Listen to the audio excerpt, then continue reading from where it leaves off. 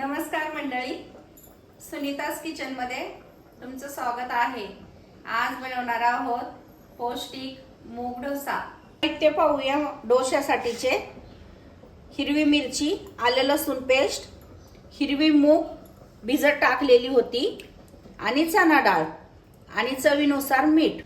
ह्या सर्व वस्तू आता आपण मिक्सरला बारीक करून घेऊयात। मूग, चणा डाळ, मिरची आणि आलं लसूण पेस्ट हे आता आपण बारीक करून घेऊयात। हे पहा, असं पिठाचं प्रमाण ठेवा आणि मीठ घालून घ्या। तवा गरम झाला आहे, आपण तेल घालून घेतलं आहे।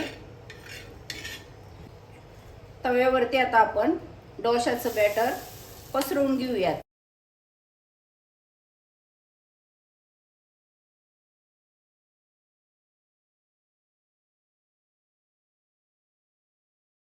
एक साइड झाली आहे, आता आपण दुसरी साइड पलटवून घेऊयात।